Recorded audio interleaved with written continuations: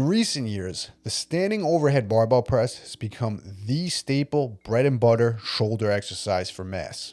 That goes for anyone in the bodybuilding and fitness community. It became such a popular exercise at one point that you had guys using it as the only shoulder exercise in their entire training plan. The basic philosophy was get stronger on your overhead press, and not only will the front delts develop, but also the side and the rear delts. But the unfortunate reality is the overhead press, it primarily works the front delts. And while the side and the rear delts are also stimulated as well in this movement, you can't expect just the overhead press to grow fully developed shoulders. And if your goal is to maximize the full growth potential of the side and the rear delts, you're going to have to incorporate some isolation exercises for those heads of the delts as well. But regardless, if you want to build more thickness to the front delts, is the overhead press the best exercise to do that? In my opinion, and not only in my own personal experience, but also the feedback and the results I've gotten with clients working directly as well, the high incline barbell press is much superior in my opinion. Now, I won't go on and say that the standing overhead press is a bad exercise for the shoulders,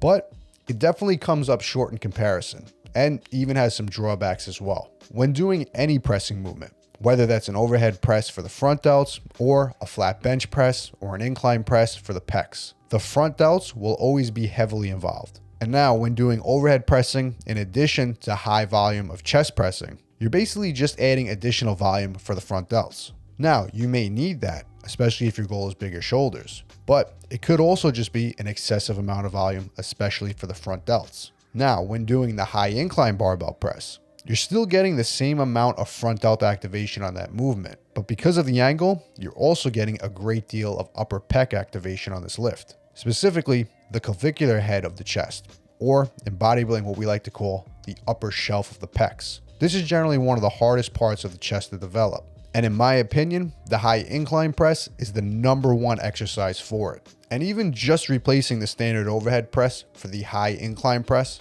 you're now getting more growth potential by not just focusing on the front delts, but also the upper chest as well, without the need for additional training volume. The high incline press also allows for more stabilization, making it more of a pressing movement rather than a full body exercise. That means the delts do the majority of the work, and you won't be limited to the strength of the upper back, the lower back, or the core. Combine that with the fact that the high incline press allows you to be at the perfect angle for your head not to be in the way of the bar path. And because of this, the movement just becomes much smoother. And in my opinion, it's also one that has less risk of an injury. I can't tell you how many times I've seen guys injure themselves, hurting their neck, or pulling a trap because they were jerking their neck during an overhead press. Overall, in my opinion, the high incline barbell press just has so many pros and very little cons. And if you haven't experimented with it yourself yet, I highly recommend you incorporate it into your training plan. You could even just use it to replace whatever shoulder press you're already doing. You could even perform it with dumbbells, and I've even gone as far as using Arnold presses on a high incline bench. The options are endless here, but the main takeaway is, don't get caught up in the idea that you need to be completely upright for it to be a shoulder press. The front delts are trained heavily on any pressing movement that you do, and the exact angle that you choose on any of your pressing movements should be specific to your goals, and which specific muscle groups are a priority to you. And if you want the exact training programs that I recommend to build more muscle using proven old school bodybuilding training methods, check out all my old school mass game programs down below. And as always, if you guys want to see more of the best original bodybuilding content just like this, make sure to hit subscribe.